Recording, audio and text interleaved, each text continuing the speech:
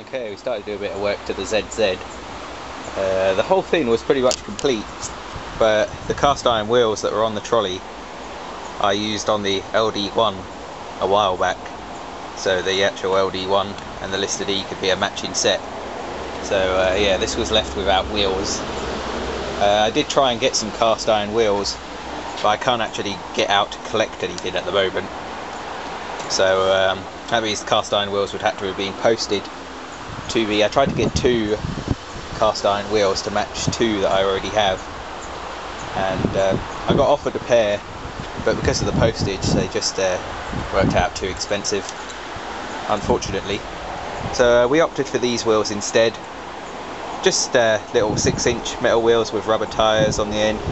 I wasn't going to paint them because in the actual picture on the internet, must have been something to do with the contrast on my laptop or something, they looked more red, but these are actually orange. If I brought a set of these for the Coburn C3, I could whack them straight on there and it would actually go with the Coburn. But yeah, we're going to paint these black in a minute. I've ordered some M20 washers so it looks a little bit neater, and we just got to put a coat of paint on the trolley. We're going to do that now. Obviously this trolley was steerable when we first started, but we've had to adapt that. It's no longer a steerable trolley, unfortunately, because I just couldn't. I already had these drilled out because I was going to use these on the WD2, these axle blocks here, but I didn't use them on the WD2, so I used them on this. They were already drilled to suit this size of axle, so I just lost the steering. But the trolley, because these aren't cast iron wheels, is ultra light. There is no weight in the trolley really at all. And the Briggs and Stratton ZZ isn't too heavy. It's definitely a lot lighter than the listed E and the WD2, so we can easily move it across to get it to turn, which shouldn't be too hard.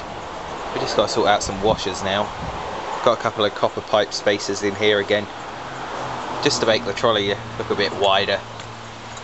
Yeah, so that's where we are with the trolley now. I'm going to take the wheels off and paint the trolley now, and then we'll start masking off the wheels. Okay, we've given the trolley another coat of the brown wood stain, and yeah, it's coming out quite nicely now. Looks okay. We also painted the wheels in the first coat of the gloss black. Even after keying the paint, the original paint, it's going to take a couple of coats to get rid of that horrible orange. But yeah, it shouldn't be too bad. We've got some work we could do on the engine in the meantime, which should keep us busy enough.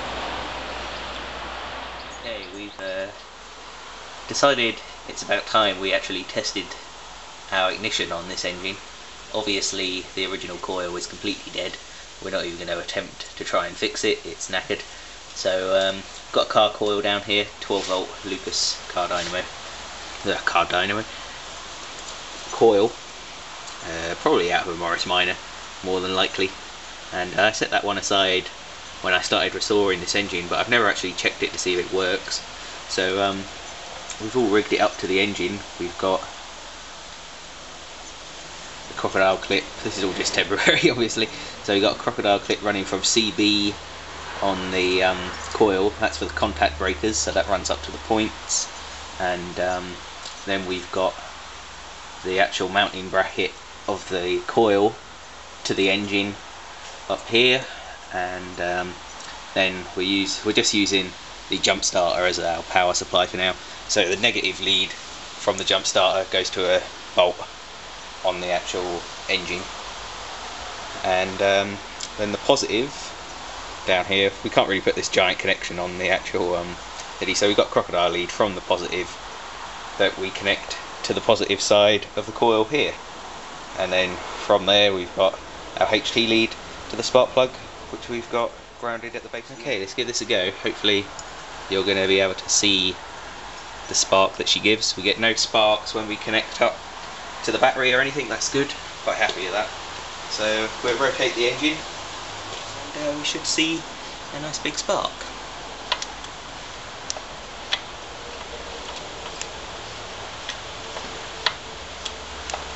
Well, I can certainly see it. It's flashing that plug like a good one. Yeah, that is a nice good spark. This engine should be a very easy starter. It should be a first swing and go, this engine.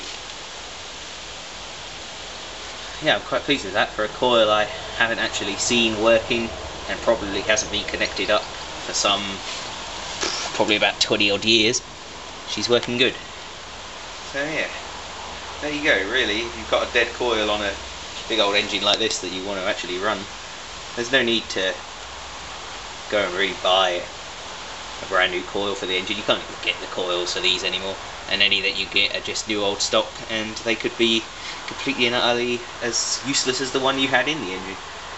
So really, this sort of setup down here, it makes sense, gives us a hell of a spark. Yeah, very pleased. Okay, I've just watched that bit of video back, and you can see the spark she gives.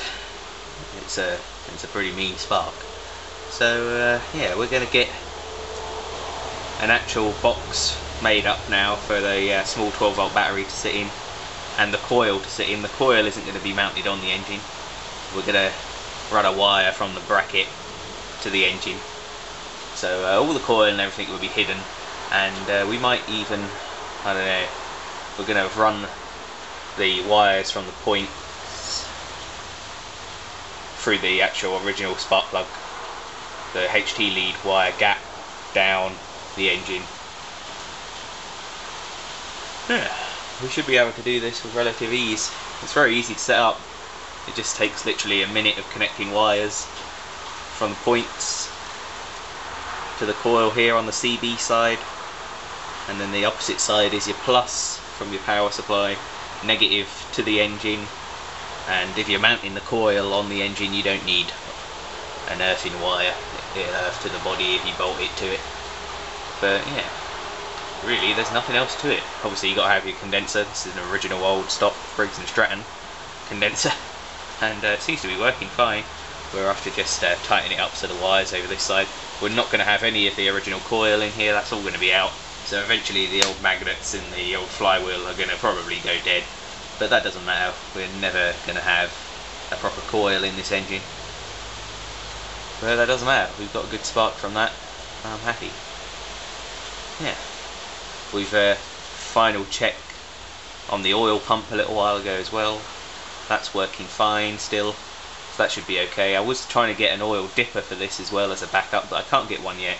But when I get one, it's only a case of undoing 4 bolts and connecting it to the big end, so it's no big deal really.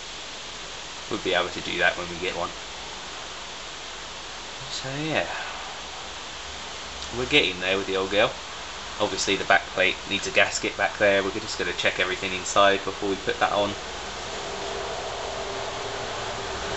Yeah, not bad. We might actually even be able to use this spark plug by the looks of it. I always wondered if I was going to have to buy a new one. But it looks like this old, I can't remember what the hell it is now, it's a Champion C5. It's what the engine actually came with. That was actually in it when I brought it. So we'll try that and see how long it lasts, but a new AV6 probably